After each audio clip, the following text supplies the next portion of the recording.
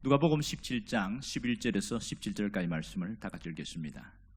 예수께서 예루살렘으로 가실 때에 사마리아와 갈릴리 사이로 지나가시다가 한 마을에 들어가시니 나병 환자 10명이 예수를 만나러 멀리 서서 소리 높여 이르되 예수 선생님이여 우리를 불쌍히 여기소서 하거늘 보시고 이르되 시대 가서 제사장들에게 너희 몸을 보이라 하셨더니 그들이 가다가 깨끗함을 받은지라. 그 중에 한 사람이 자기가 나은 것을 보고 큰 소리로 하나님께 영광을 돌리며 돌아와 예수의 발 앞에 엎드려 감사하니 그는 사마리아 사람이라. 예수께서 대답하여 이르시되 10사람이 다 깨끗함을 받지 아니하였느냐? 그 9은 어디 있느냐? 아멘. 옆 사람과 인사합시다. 참 잘 오셨습니다. 네. 한 번 더 쑥스러운 인사할까요? 건강한 모습으로 뵈서 참 좋습니다.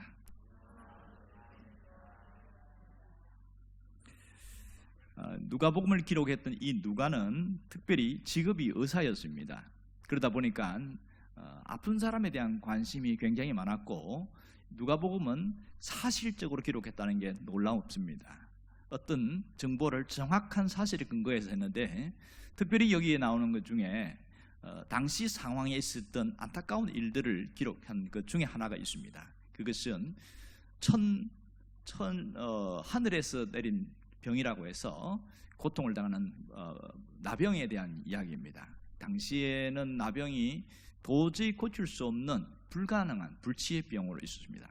주로 어디 살았냐면 외곽 지역에 많이 살고 또 사마리아와 갈릴리 사이에 경계선에 있는 어떤 외딴 마을에 집단적으로 이렇게 공동에 살았는데 예수님이 지금 예루살렘으로 내려가시는 상황에서 사마리아 지역을 지나가신단 말이에요. 이 갈릴리와 사마리아를 거쳐갈 때에 이때에 예수님이 오신다는 정보를 이들이 먼저 입수했나 봐요. 그래서 예수님이 오신다는 소리를 듣고 10명의 나병 환자가 이게 떨어진 옷을 뒤집어 쓰고 큰 멀리 서서 자기를 고쳐달라고 우리를 구원해달라고 이렇게 간절한 마음으로 소리를 지르고 있습니다. 자, 왜 멀리 서 있냐면 당시 나병 환자들은 가까이 가면 안 되게 돼 있어요. 만일 누군가가 모르고 자기가 머리에 뒤집어 쓰니까 잘 모르잖아요. 그래서 나병 환자가 있는데 여기서 한 50m 이내에 들어오면 먼저 고개를 숙이고 손으로 입을 가린 다음에 나는 부정한 사람입니다. 나는 부정한 사람입니다. 이렇게 소리를 치게 돼 있어요. 만일 그렇게 안 하면 거의 몰매를 맞아 돌 맞아서 죽을 경우가 굉장히 많습니다. 이 법이에요.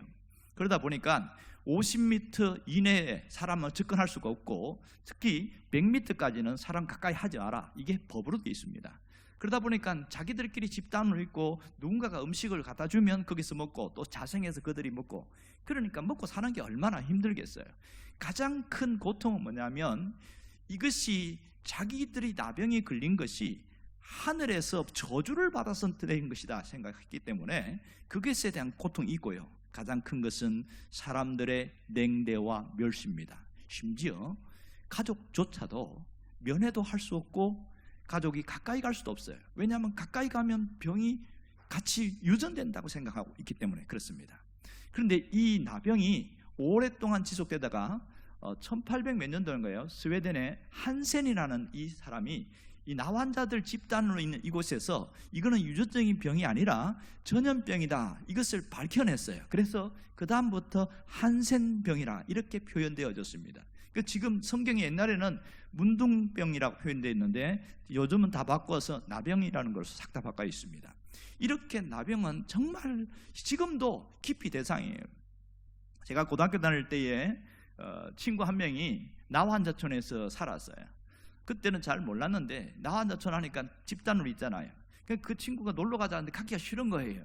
그러면 뻔하게 눈썹도 없지요, 코도 없는 분도 있죠, 손가락 다 문드러진 분도 있지요. 그분들이 양계장을 굉장히 많이 해요. 근데 보면 다 깨끗하고 다 검증됐는데 이게 이 나환자의 자식들은 가장 큰 문제가 뭐냐면 결혼 문제입니다. 결혼할 때 자기 아버지가 부모가 나환자라는 걸 알게 되어지면 파혼되는 경우가 종종 있어서 비밀리 결혼하고 숨기는 경우가 굉장히 많았습니다. 딸이 결혼하든지 자식이 결혼하든지 결혼식에 가지 못하는 경우도 허다했습니다.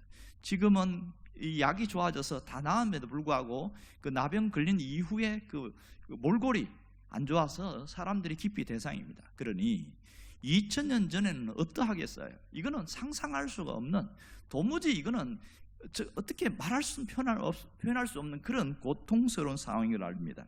자, 하루하루 인생이 죽지 못해 사는 비참한 인생을 살던 이들 속에 가장 큰 희소식은 예수님에 대한 소식이었습니다. 왜냐하면 그 전에 예수님이 자기와 똑같은 병을 가진 자들을 고쳤다는 소식을 들었습니다.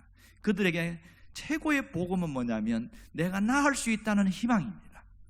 그러기에 10명이 집단적으로 나사렛 예수시에 우리를 불쌍히 여겨달라고 그러고 그렇게 해서 소리를 지르고 있습니다. 멀리서 소리를 지를 수밖에 없는 이들의 아픔, 여러분, 그런데 예수님이 직접 그들을 어떻게 했어요? 한 발자국 더 가서 거기서 뭐 했냐면 딱 한마디만 하십니다. 제사장에게 가서 너희 몸을 보여라, 이렇게 말합니다. 약을 주시거나 안수기도 하시거나 특별히 멀리서 크게 너희들은 다 나았다 선포하신 것도 없이 그냥 제사장에게 가라고 이렇게 하고 있습니다. 여기서 왜 제사장에게 가라고 하냐면 당시에 모든 최종 진료에 병이 나았다는 것이, 특별히 나병에 대해서는 다 나았다는 것을 누가 마지막 최종 확인 도장을 찍어줬냐면 제사장입니다. 이 감별 제사장이 있고 제사장 중에서는 특히 병에 대하여 의사와 같은 역할을 하는 제사장들이 있었어요. 이들이 다 나았다, 우리 식으로 하면 확인 사인이 된 증서를 줘야 이걸 들고 다니면서 내가 이 확인 받은 겁니다, 난 다 나았습니다, 이렇게 이야기할 수 있어요. 그전에는 아무리 자기가 깨끗하다고 해도 인정을 못 받았던 그런 시대였습니다. 자, 이렇게 10명이 가다가 무슨 일이 벌어졌어요? 갑자기 보니까 상대방의 얼굴이 좋아지기 시작한 거예요. 코가 살아나기 시작하고 눈썹이 살아나기 시작하고, 놀라운 것은 이 손이 진물이 없어지고 손이 정상적으로 살아난 겁니다. 깜짝 놀랐을 때에 너 얼굴이 왜 이렇게 좋아졌어? 그래서 뭐 자기 몸이 보니까 자기도 좋아졌거든요. 10명 모두가 다 깨끗해진 거예요. 제사장이 가기 전에 벌써 다 나은 거예요. 그렇게 해서 가다가 그 중에 한 명, 사마리아 사람 한 명이 갑자기 유턴을 해서 예수님 있는 곳으로 급히 달려옵니다. 이제는 자기들이 다 나았으니까 근데 가까이 멀리 있을 필요가 없지요. 그래서 무릎을 꿇고 엎드리면서 제가 나았습니다, 그러면서 감사하고 고백하는, 이게 본문 내용 전체입니다. 그런데 오늘 여기서 특이한 게 뭐냐면 이 나은 이 한 사람에게 대하여 예수님이 이렇게 말합니다. 9은 어디 갔느냐, 이렇게 묻습니다. 여러분, 9은 도대체 어디 갔을까요? 상당히 궁금한 부분이에요. 저도 상당히 관심이 많아서 도대체 9은 어디 갔을까? 저와 같은 생각을 하는 사람들이 있더라고요. 한 추측을 하면서 이렇지 않았을까? 한 10가지 예상을 하고 있는데, 첫 번째는 뭐냐면 진짜로 나았는지 안 나았는지 먼저 확인을 한 다음에 제사장에 가야 되겠다. 그래서 우리 식으로 얘기하면 병원부터 가는 거예요. 의사부터 만나러 가는 겁니다. 내 몸이 정상적인 한번 봐주세요, 이 확인하러 갔기 때문에 못 왔다. 두 번째는 자기가 원래는 피부병이었는데 잘못 오진을 해가지고 나병으로 오진을 해서 그런 거지 사실은 나는 그런 병이 아니다, 오진을 해서 이렇게 되었다, 이러면서 오지 않았던 사람도 있다고 표현하고 있고요. 세 번째는 재발할지도 몰라, 이게 보통 병이 아니잖아, 지독한 악성 피부병인데 이게 쉽게 나을 리가 없어. 그래서 기다렸다가 재발하는지 안 하는지 기다렸다가 그래서 못 왔다는 그런 얘기를 하고 있습니다. 그 다음에 어떤 분은 부분적으로는 나을 수 있지만 몸 전체가 나은다는 것은 확신이 안 들어. 그래서 내 몸은 부분적으로 나았기 때문에 아직 좀 더 생각을 해봐야 되겠어, 이런 분도 있다고 이야기를 합니다. 또 하나는 가장 성질 급한 사람은 제사장에 먼저 달려간 사람이 있다는 거예요. 왜냐하면 신분 보장을 위해서 제사장에 가서 확인서를 받아야 가정에 들어갈 수 있고 사람을 만날 수 있기 때문에 그래서 못 왔다, 그런 얘기도 합니다. 또 특이한 건 뭐냐면 어떤 사람은 복수하기 위해서 못 왔다, 그렇게 이야기를 하더라고요. 그동안 자기가 멸시를 받고 천대를 받고 내가 그전에는 돈도 있고 좀 뭐 재력도 있고 뭔가 또 좀 뭐 나았는데 갑자기 나병이 들으면서 모든 걸 다 잃어버렸는데 그동안 나에게 멸시 천대하던 사람 내가 두고두고 내가 견디지 못했는데 그 사람보다 복수하러 가야 되겠다, 그래서 못 온 사람도 있더라, 그런 얘기를 합니다. 또 하나는 뭐냐면 이 사람은 좀 상식적인 사람인데요. 내가 이 몰골로 어떻게 예수님께 갈 수 있겠냐. 그래도 목욕도 하고 옷도 또 정갈하게 갈아입고 그리고 뭔가 좀 선물도 사가지고 그렇게 하고 예수님께 내가 가야 되지 않겠냐. 그렇게 합리적인 사고를 하고 천천히 가야 되겠다 생각을 하고 못 온 사람이 있다는 거예요. 그 중에 한 사람은 먼저 가족에게 가서 가족들에게 안부를 묻고 또 친한 친구들도 만나고 또 장인 장모도 만나고 뭐 이렇게 한다고 또 못 왔다 이렇게 표현하는 사람도 있습니다. 그런데 아주 못된 사람이 한 사람이 있는데요. 뭐냐면 예수님이 나한테 해준 게 뭐가 있냐는 거예요. 실상 맞거든요. 예수님이 안수기도를 해준 것도 아니고 특별한 묘약을 준 것도 아니고 뭔가 아무것도 한 게 없어요. 그러니 아니 나한테 뭘 해줬어야 내가 뭐 감사하든지 말든지 하지. 여러분 안 그렇습니까? 이럴 수 있다는 거예요. 충분히 그럴 수 있다는 겁니다. 자, 문제는 예수님의 태도입니다. 한 번도 예수님이 이런 모습을 보여준 적이 없어요. 오히려 여러 병자들을 낫고 나면 병이 나니까 너무 기쁘고 좋잖아요. 예수님이 나를 낫게 해줬습니다 이렇게 얘기하려고 그러면 쉿 조용히 해라. 이거 함부로 떠들지 말고 니만 기쁨을 간직하면서 하나님께 영광 돌리고 그렇게 해라. 그러면서 조용히 하는데 오늘 여기서는 노골적으로 야 아버는 어디 갔느냐 대놓고 이야기를 하시는 거예요. 왜 이러실까? 왜 예수님이 여기 있으면 유달리 왜 섭섭한 마음 그런 감정적인 것을 드러내고 계신 것일까? 도대체 이 아홉에 대해서 묻는 이유가 뭐냐는 거예요. 오늘 여기서 분명한 것은 뭐냐면 돌아오지 않는 자들에 대한 예수님의 안타까움 그 탄식이 여기에 들어있는 것을 볼 수 있습니다. 10명이 고침을 받았는데 그들에게 그 고침받기 전에는 낫고 싶어하는 갈망과 사모함과 절절함이 배어 있었어요. 낫고 나니까 태도가 확 돌변해버린 겁니다. 그러기에 그 아홉이 어떤 자인지를 주님이 아시기 때문에 가슴 아픈 탄식을 이야기하고 있습니다. 이들은 어떤 자입니까? 예수님을 찾아온 이유가 확연하게 이 한 명과 달랐다는 것을 알 수 있습니다. 그들은 자기 삶의 문제 해결의 수단, 해결의 방법, 그걸 위하여 예수님을 찾은 거예요. 정말 예수님을 신앙의 대상으로 믿은 게 아니라 내 문제만 해결되면 좋겠다 이렇게 하고 예수님을 찾아온 자들이라는 거지요. 그러니까 어떻게 했다는 거예요? 예수님을 이용했다는 거예요. 이것이 문제입니다. 그들은 예수님이 제일 중요하지 않아요. 내 병만 중요해요. 병이 나았으면 끝이야. 이런 사람들입니다. 이런 사람들. 여러분 병난 얘기하니까 수년 전에 어떤 그 장례식에 친구 목사님이 얘기 들었는데 이분이 성질이 못 돼가지고 농약을 먹고 이렇게 쓰러지셨어요. 병원에서 이렇게 위세척을 했는데 그만 돌아가신 거예요. 그래서 목사님 연락을 받고 갔더니 이미 영안실에다가 덮어놨어요.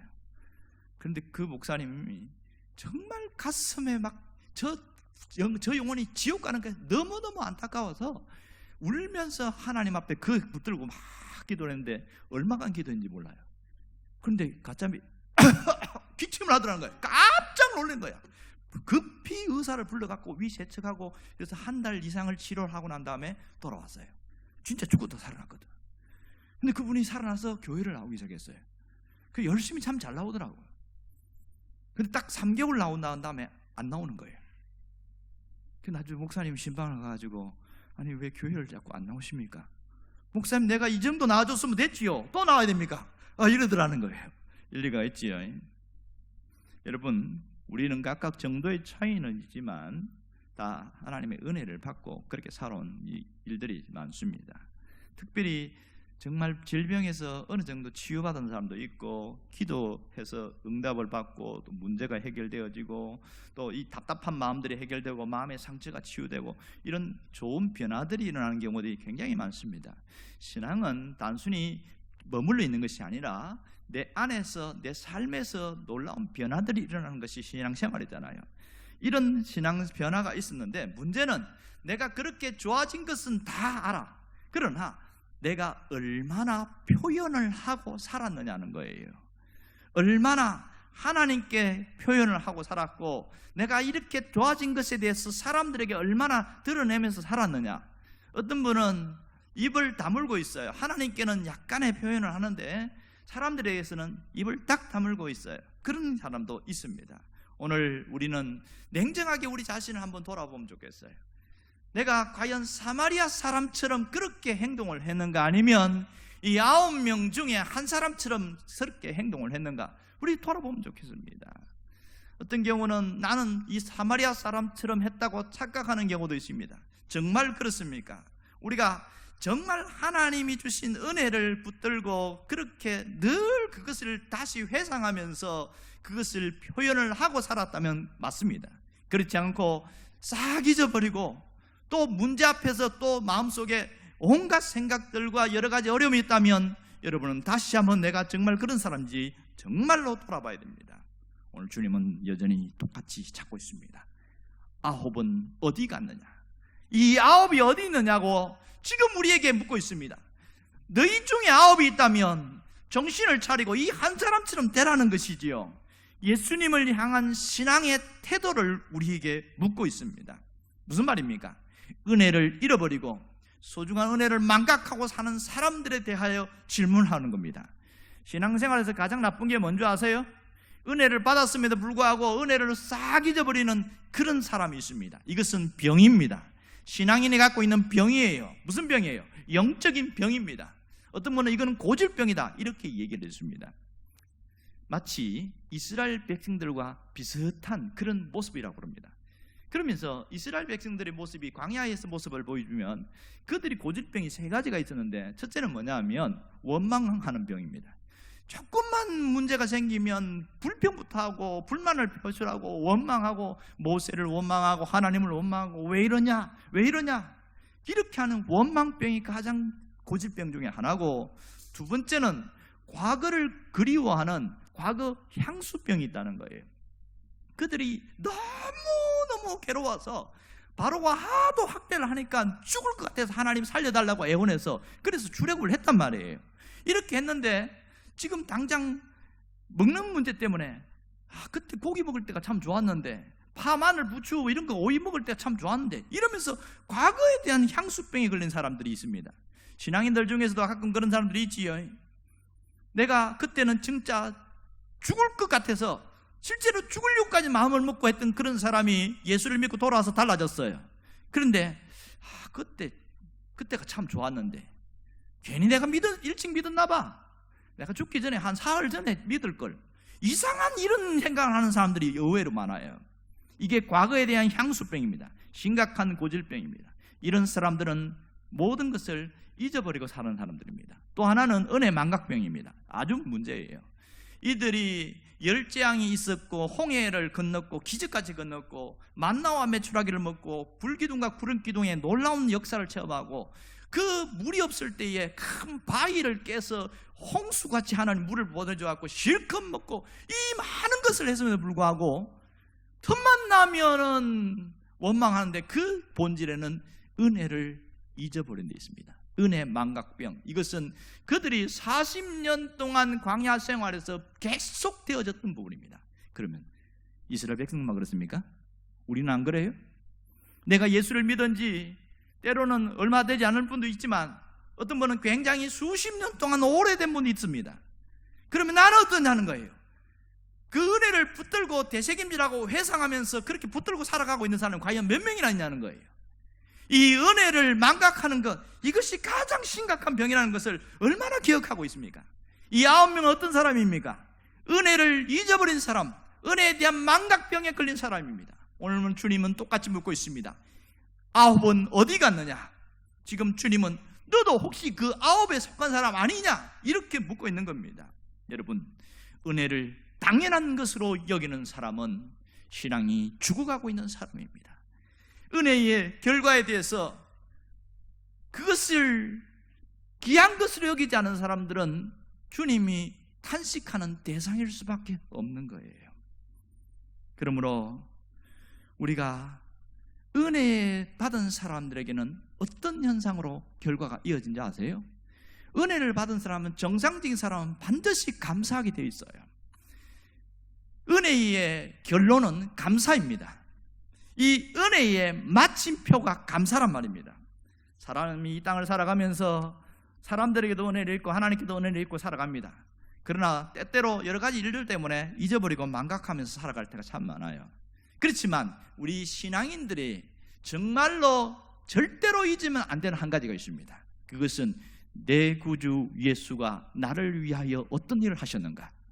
예수님이 나를 위하여 피 흘려 죽으시고 부활하신 그 주님이 나에게 모든 것을 쏟아부으신 그 주님에 대한 은혜는 절대로 잊으면 안 됩니다. 이것은 내가 죽을 때까지 붙들고 가야 될 하나님의 은혜입니다. 믿습니까? 그 은혜를 붙들고 사는 사람이 살아있는 신앙이라고 할 수 있습니다. 그러므로 그 은혜를 감사하는 사람은 깨닫는 사람만 감사하게 돼 있어요. 깨닫는 사람만. 여러분 그거 아세요? 감사의 깊이만큼 성숙한 사람이고 감사의 크기만큼 행복한 사람이라는 사실 말입니다. 여러분 우리가 은혜 받은 이후 그 이후에 어떻게 살고 있느냐, 이것이 대단히 중요한 겁니다. 이 땅에 썩어질 걸 붙들고 아등바등하면서 그 신령한 역사를 다 잃어버리고 옛날에 그 받은 그 소중한 것을 다 놓쳐버리고 다시 바싹 마른 상태로 돌아가 있느냐, 그렇다면 정말 많이 회개하고 돌이켜야 됩니다. 우리가 가장 문제시 삼아야 되는 건 뭐냐면 내 마음이 굳어지는 것, 딱딱해지는 겁니다. 왜 예수를 믿는데 더 악해지는지 아세요? 그 사람 속에 은혜가 메말라 버려서 그래요. 은혜를 잃어버려서 그렇습니다. 예수를 믿는 사람이 변화되는 것은요, 우리가 내 힘으로 변화되는 것이 아니라 하나님이 주신 은혜로 변화되는 거예요. 그 은혜로 적셔 있는 사람은, 사람이 성질이 못된 사람도 변화가 일어납니다. 성령의 역사가 일어난단 말이에요. 그러나 바싹 마른 사람들은 마음이 굳어지는 병이 생겨요. 딱딱해야 되는 거예요. 우리 몸도 굳어지면 상당한 위험에 노출됩니다. 몸이 굳어지면 모든 것이 질병의 원인입니다. 신앙도 마찬가지입니다. 은혜가 메마른 곳에서는 그 영혼이 굳어지는 병에 걸립니다. 그러기에 내가 마음이 굳어져 있는지, 내 영혼이 굳어져 있는지 점검하는 것이 너무너무 중요한 것이지요. 여러분, 은혜가 소중한 것도 알고 감사가 귀한 것도 알고 해야 되는 것도 알아요. 그런데 잘 안 됩니다. 왜 안 되는지 아세요? 생각이 그쪽으로 안 가서 그래요. 생각의 크기만큼 감사도 점점 자란다는 사실입니다. 여러분 그거 아세요? 감사는 생각해야 감사할 수 있다는 그 말입니다. 생각하는 것만큼 감사할 수 있습니다. 어떤 분이 써놓은 거 보니까 영어로 think, 생각하는 것과 그다음에 thank, 감사는 그 어원이, 뿌리가 같다는 거예요. 뿌리가 같다는 건 뭐냐면 생각하지 않는 사람은 감사하지 않는다는 거예요. 무엇을 생각하느냐, 무엇을 더 깊이 생각하느냐, 거기에 따라서 감사가 나오는 거지 생각 없이 감사가 나오는 경우가 없다는 거예요. 또 어떤 각도에서 생각하느냐, 이게 중요하다는 겁니다. 이 환경이 달라져야 감사하는 게 아니고 세상이 변해야 감사하는 게 아니라는 거예요. 감사의 생각을 가진 사람만이 감사하게 되더라는 겁니다.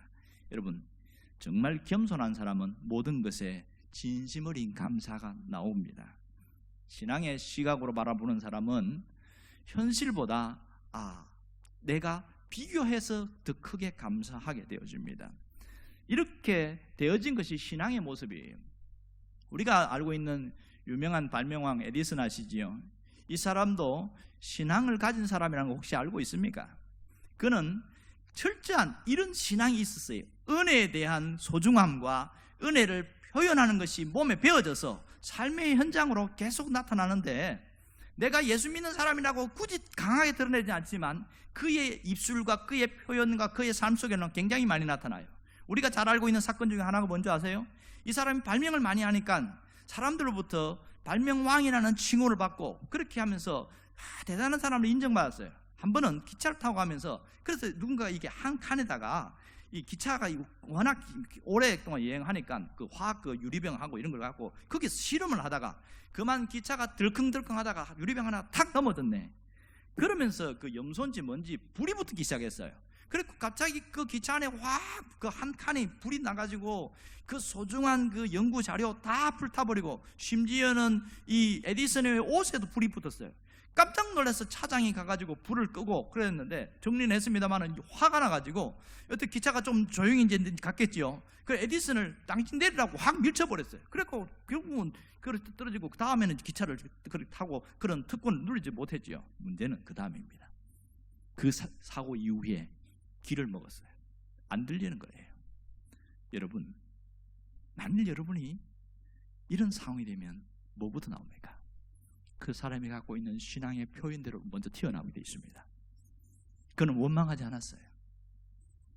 그 이후에도 더 집중해서 발명에 몰두하고 해서 더 많은 발명품을 내놨습니다. 그 이상하잖아요. 그래서 기자 한 명이 와서 물었어요. 어떻게 해서 이렇게 귀도 안 들리는데 어떻게 이렇게 발명을 해낼 수 있고 이렇게 놀랍게 해낼 수 있습니까?